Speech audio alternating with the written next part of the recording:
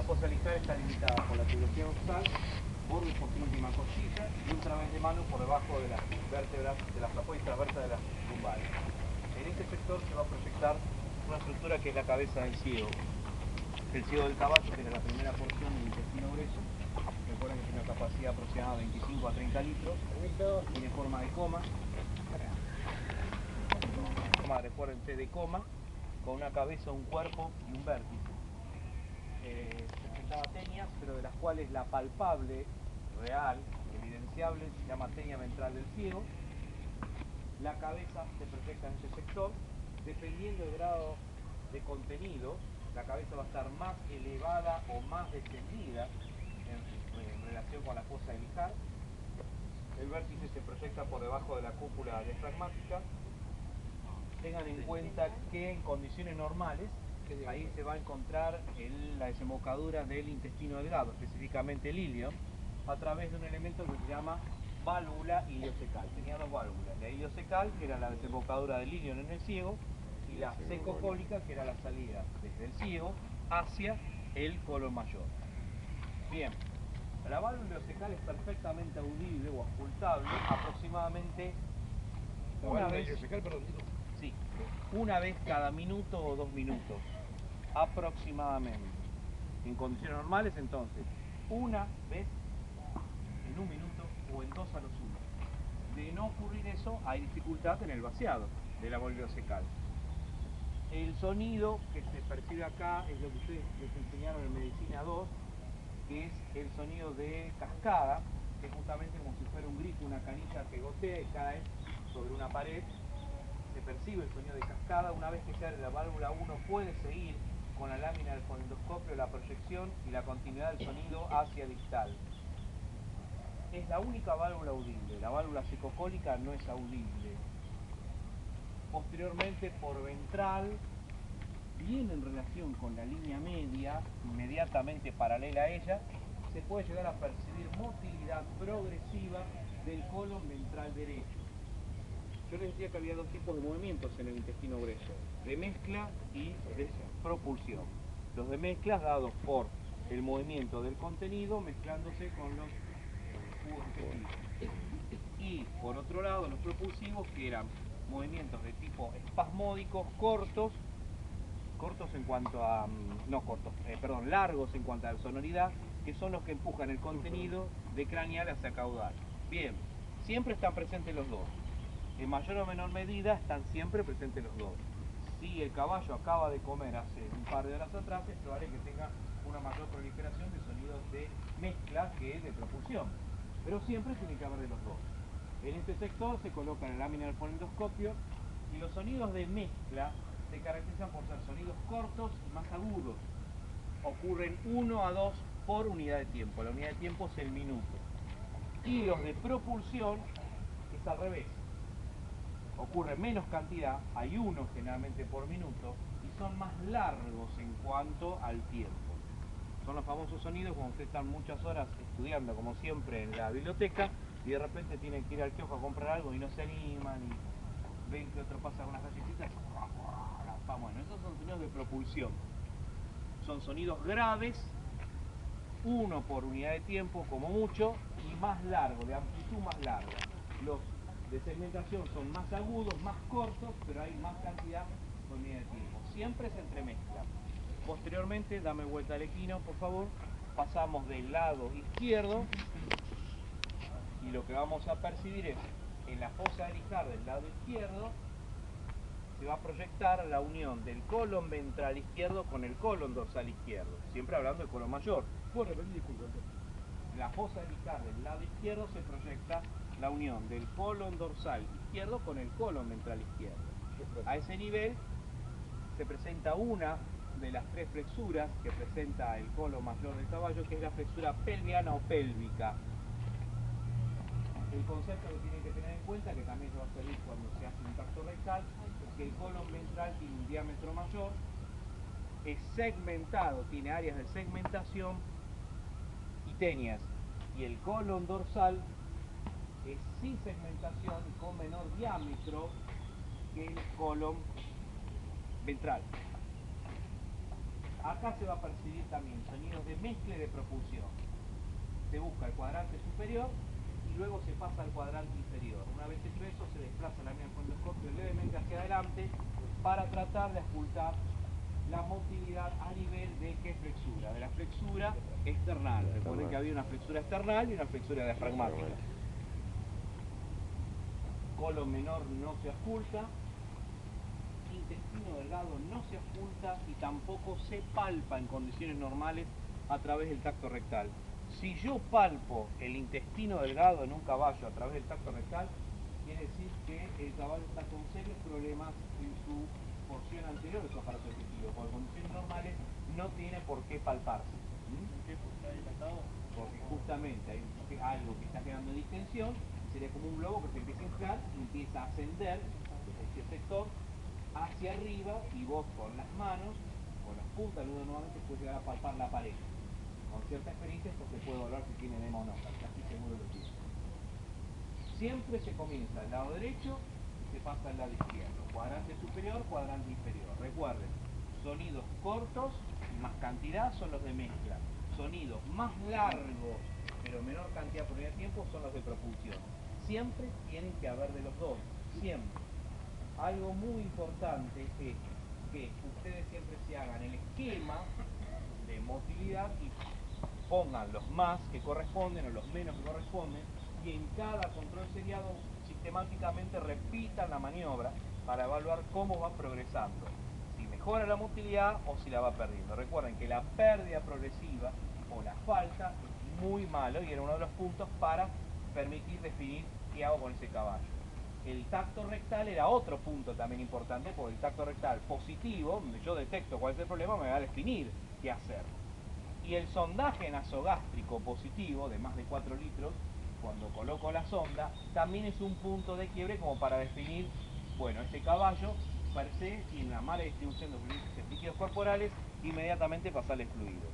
¿Qué pasa? Si estoy en el medio del campo, muy probable que lo sumo tengo un par de cajas de fluidos.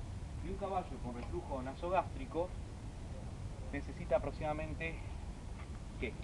Poco o mucho. Mucho. Cuando yo lo voy a hidratar, se evaluaba lo que se dice déficit previo. ¿Qué era el déficit previo? ¿Se acuerdan? Todo lo que perdió hasta el momento que yo he visto ahora la terapia. El déficit previo estaba dado por la multiplicación del peso corporal por el porcentaje de deshidratación, que evaluaba del 5 al 12%. Un 12, olvídate, pues un cadáver. Un 10 de cúbito está choqueado, no me sirve. Yo trabajo generalmente entre un 5 o un 7%, que es lo lógico. En condiciones normales, yo de forma clínica lo puedo evaluar subjetivo a través de la sequedad de las mucosas, a través del tiempo llenado capilar y a través del signo del pliegue. En base a eso defino entre un 5 o un 7%. Supongamos que el caballo tenga aproximadamente un 7%, hasta que tenga datos de laboratorio, si es que no tengo determinación de hematocrito y proteínas, evalúo un 7% de deshidratación. Un 7% por 500 kilos, supongamos un caballo promedio, tendría ¿cuánto? Este caballo no pesa 300 kilos. Vamos a hacer esto. 7 por 3, ¿cuánto 21. Es? 21. ¿Son cuántos? 21 litros de déficit previo. A eso hay que sumarle el mantenimiento. El mantenimiento ronda entre 20 a 40 mililitros por kilo de peso. Supongamos que son 40 mililitros. 4 por 3, 12. Son 12 litros más, son 32 litros. Y lo que decís vos son las ponderales, sudoración, micción, vómito, que en este caso no hay, pero sí tenés reflujo. Ronda el 4% de peso corporal, otros 4 por 3, 12. Son 32 y 12 son 44 litros que este individuo tiene que recibir, 88 de suero, en 24 horas. Siempre el déficit previo se pasa la mitad del déficit previo dentro de las primeras 6 horas de haberse administrado, de comenzar la terapia. Y el remanente en el caballo se pasa a lo largo de las 24 horas.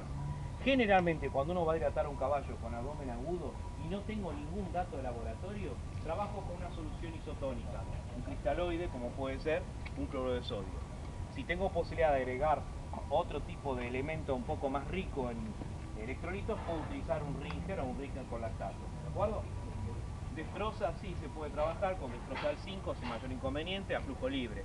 La destroza al 10 ya a flujo libre en el caballo es un efecto osmótico y una al 25 total. ¿Ustedes utilizan coloides en un caballo? ¿Qué es un coloide? un expansor plasmático. ¿Qué objetivo tiene justamente? Incrementar la presión poliosmótica o oncótica para retener elementos líquidos y sacar del tercer espacio hacia el lecho vascular. Pero en el caballo no funcionan. Primero, porque no funcionan básicamente porque se metabolizan demasiado rápido la mayoría de los coloides. Y segundo, la cantidad que tendría que usar es muy grande y el costo sería terrible. Entonces lo que se puede utilizar es algo mucho más simple, que es una solución sobresaturada de cloruro de sodio. Aproximadamente unos 300 a 500 centímetros cúbicos en bolo. Pero siempre que hago eso, tengo que hidratar al caballo, porque si no ese efecto de sacar elementos líquidos del tercer espacio se pierde inmediatamente y va a volver al tercer espacio. Y peor, por arrastre va a llevar más líquido todavía. Sí, perdóname, para pasar líquido se utiliza la vía yugular. Según la cantidad y el estado general del caballo se utilizan una o las dos venas, se puede usar las dos venas. Para eso se canaliza, se coloca un catéter 14G. En ese caso, como me preguntaba el otro día, sí, en sentido retrógrado, va de la cabeza hacia el tórax del animal. ¿De acuerdo? Sí, ¿qué pregunta me quieres hacer? No, si me podía marcar la dirección del abdomen. De la clase no la vi. La mitad, mi abdomen derecho, izquierdo, a través de una línea que cae perpendicular al piso de la columna. Y otra que va desde el encuentro hasta la tuberosis isquiática, en mi abdomen superior, en mi abdomen inferior. ¿De acuerdo? Todos caballos con reflujo, ¿qué le van a pasar entonces? Lo van a hidratar. Un caballo que tiene reflujo nasogástrico, en condiciones normales el caballo, como come y tiene un estómago pequeño, y acá bien me decían, ustedes tienen que vaciarse varias veces. Se vacía entre 4 a 6 veces en el día. Por lo tanto, yo tengo que hacer 4 a 6 ¿qué? Sondajes en el día para cumplir la función de vaciado. ¿Queda claro? Yo tengo que reemplazar ese antro pilórico que no se vacía. Pero ¿cuál es el problema por el cual, por ejemplo, no se puede vaciar el estómago? O en un momento dado hay un espasmo y comienza a haber pérdida de sonoridad y pérdida de motilidad en un asa intestino delgado. Parte de la base es fundamental de un tamaño tan dispar estos aparatos con porciones pequeñas, porciones más grandes, volúmenes muy variables, con áreas de diámetro también variables. Y nosotros sabíamos, todos sabemos, que el aparato digestivo, igual que el nuestro, como todo mamífero, estaba controlado a través del sistema nervioso vegetativo, simpático y parasimpático. ¿Se acuerdan? El simpático que genera calma y el parasimpático que estimula la motilidad. Pero bien, este individuo, por las características morfológicas de su aparato digestivo, le es insuficiente. Entonces él desarrolló evolutivamente otro mecanismo de control de la actividad neurovegetativa que ustedes ya lo estuvieron viendo con mi amigo Carfanini, que son los marcapasos intestinales, que sí existen, son áreas específicas, ricamente inervadas por neuronas sumamente especializadas, que están a nivel de la submucosa del intestino, localizadas en puntos estratégicos. ¿Y el primer punto cuál es? El antro pilórico. El segundo punto, ¿dónde es? No es después del antro pilórico, va a estar a nivel de la válvula ileocecal. El tercero va a estar a nivel de la flexura pélvica. Y el cuarto está a nivel del colon menor. Están equidistantes a lo largo de todo el tubo digestivo. ¿Y qué función cumple? Justamente de regular la motilidad por su efecto o función neurovegetativa, combinada con la acción del simpático y parasimpático. Yo siempre doy el mismo ejemplo. Supongamos que vamos al estadio de River, no a ver a River, sino a ver que viene ahora Roger Waters. Claro. Bueno, eso ya es. Yo tiré, vos ya tiraste una piedra muy grande. A Roger Waters, mi ídolo. Mi ídolo es David Gilmour, pero no importa. ¿Qué ocurre? Va a haber mucha gente, hordas de gente concentrada queriendo entrar. Hay todo un túnel o un espacio físico por el cual vamos a ir pasando. ¿Y qué vamos pasando? Vamos pasando postas, vamos pasando controles. En uno te cachea, no te van pasando, te frena el policía, te dice pará, te manda, pasame 15 más, y pasamos, avanzamos 20 metros todos corriendo con la entrada. ¿Hacemos eso o no? Sí. Bueno, eso sería cada control del área, de la policía que te va dejando pasar por grupos, es un área que nos movemos en conjunto. Bueno, así se comportan esos marcapasos. Van controlando, regulando el movimiento del contenido de craneal hacia caudal en forma organizada, para evitar que en un área se acumulen 200 personas y nos empecemos a ahogar. Si se acumula mucho contenido, ¿qué hace? Empieza a extender. Se entiende que es lo siguiente. Cuando hay distensión, ocurre que un hilio. Y cuando hay un hilio es el comienzo de qué? ¿Entienden? Bien. Lo mismo cumplen. Supóngase que un policía vio pasar a una linda chica o, no sé, se puso a mandar un mensaje a la novia o a alguien y dejó de controlar. Justamente esa pérdida de control, esa alteración en ese control dinámico, ya en uno de esos marcapasos produce todo una alteración en la buena conducción de ese tránsito gastrointestinal. A su vez, hay otro efecto rebote. Si se acumula mucho contenido, por la distensión, ¿qué ocurre? Un hilio. Al distenderse, desde la mucosa hacia la serosa, ¿qué empieza a comprimir?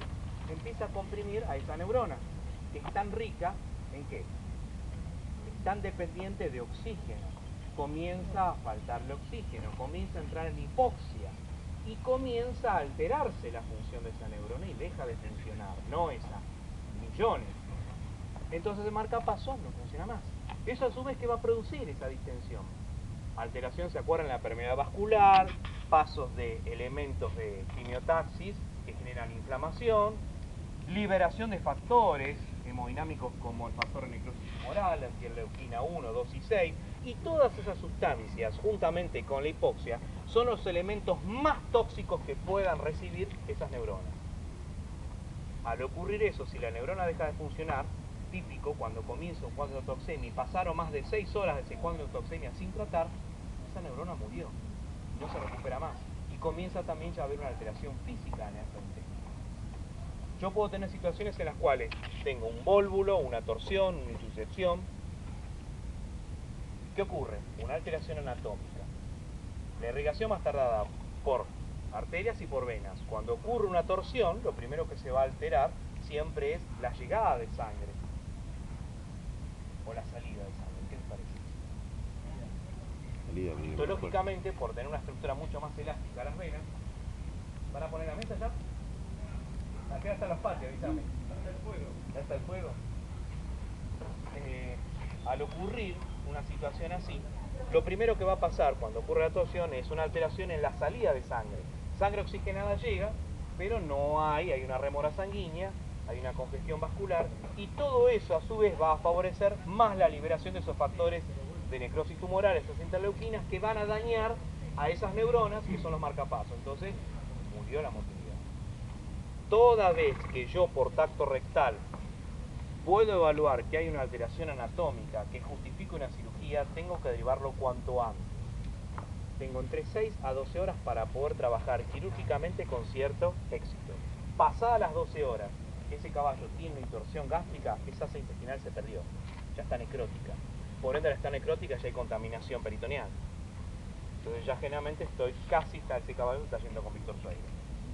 Por eso es tan importante lo que les digo yo, el factor tiempo. Por suerte, eso representa un 5 o un 10%, generalmente no ocurre eso. Ahora lo que quiero es que dejen sus cuadernos, tomen sus fonendoscopios y van a tratar.